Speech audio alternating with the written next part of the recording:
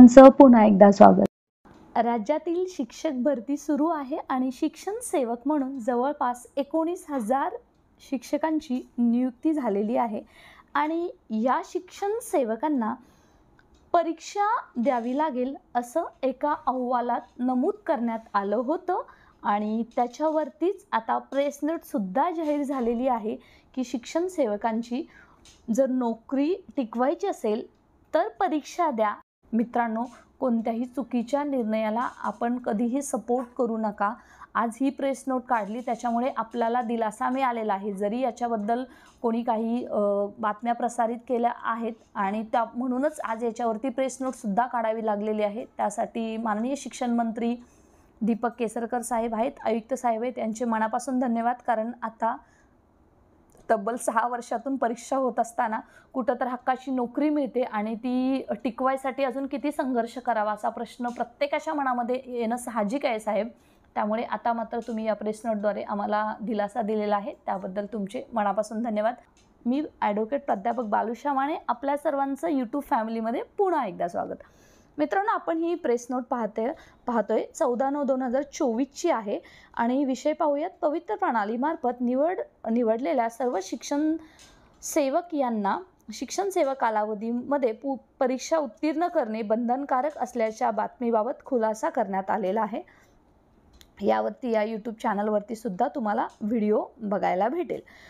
प्रथमतः पाहूयात काय सांगितलेलं आहे। स्थानिक स्वराज्य संस्था तसेच खाजगी शैक्षणिक व्यवस्थापनांना त्यांच्या व्यवस्थापनातील शिक्षकांची रिक्त पदे भरण्यासाठी पवित्र पोर्टलवर 21,678 रिक्त पदासाठी एकूण 19,986 पदांकरिता पात्र उमेदवारांची शिफारस सुद्धा करण्यात आलेली आहे।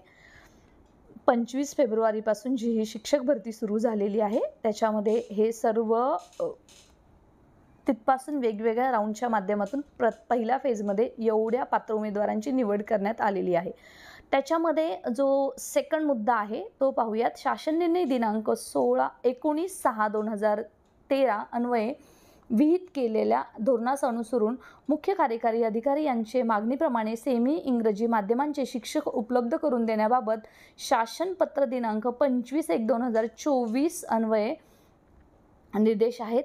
तसेच अशा शिक्षकांच्या नियुक्तीनंतर शिक्षण सेवक कालावधीमध्ये त्यांची कौशल्य चाचणी राज्य शैक्षणिक संशोधन व प्रशिक्षण परिषद महाराष्ट्र राज्य पुणे म्हणजे SCRT यांच्या अधीनस्थ प्रादेशिक विद्या प्राधिकरण छत्रपती संभाजीनगर इंग्रजी भाषेशी संबंधित तज्ज्ञ संस्थेकडून घेण्याचे निर्देश देखील याच पत्रात देण्यात आले आहेत। सामान्य कुटुंबातील पाल्यांना जिल्हा परिषदेच्या शाळांमध्ये सुद्धा इंग्रजी माध्यमातून चांगले शिक्षण मिळावे व त्यांच्या पालकांना परवडत नसूनही इंग्रजी माध्यमांच्या खाजगी शाळांवर अवलंबून राहावे लागू नये या दृष्टीने इंग्रजी विषयाची अधिक जाण असलेले शिक्षक या प्रक्रियेतून मिळण्याच्या हेतूने ही परीक्षेची तरतूद करण्यात आलेली आहे। म्हणजे थोडक्यात ज्या अभियोग्यताधारकांची निवड इंग्रजी माध्यमांच्या खाजगी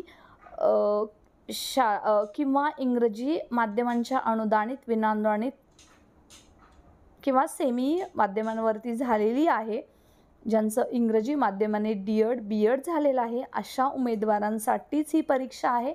कारण विद्यार्थ्यांना चांगले शिक्षक मिळावेत याचसाठी SCRT तर्फे ही परीक्षा आयोजित करण्यात आलेली आहे। तिसरा मुद्दा पाहूयात। या संदर्भात दिनांक 30/1/2024 रोजी प्रसिद्ध करण्यात आलेल्या प्रेस नोटद्वारे स्पष्टता करण्यात आलेली असून त्यानुसार संबंधित उमेदवारांनी आपले प्राधान्यक्रम नोंदवलेले आहेत आणि याच्यानुसार ऑलरेडी उमेदवारांना सांगण्यात आलेलं आहे।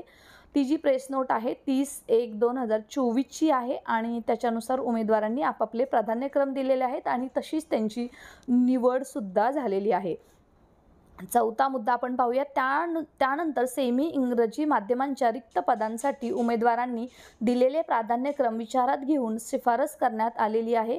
पहिल्या टप्प्यामध्ये एकूण 1,288 उमेदवारांची सेमी इंग्रजी माध्यमांसाठी पवित्र पोर्टलमार्फत शिफारस झालेली आहे। म्हणजे लक्षात घ्या मित्रांनो, 19,986 उमेदवारांमधून फक्त 1,288 ज्या अभियोग्यताधारकांची शिक्षकांची सेमी इंग्रजी माध्यमांच्या जागेवर निवड झालेली आहे त्यांचीच फक्त ही परीक्षा होणार आहे। त्याचबरोबर पाचवा मुद्दा पाहूयात. एकंदरीत पाहता ही परीक्षा केवळ वर नमूद केलेल्या उमेदवारांपुरतीच मर्यादित आहे आणि याचबरोबर साधन व्यक्ती म्हणून ज्यांची निवड होणार आहे त्यांच्यासाठी सुद्धा परीक्षा घेण्यात येणार आहे.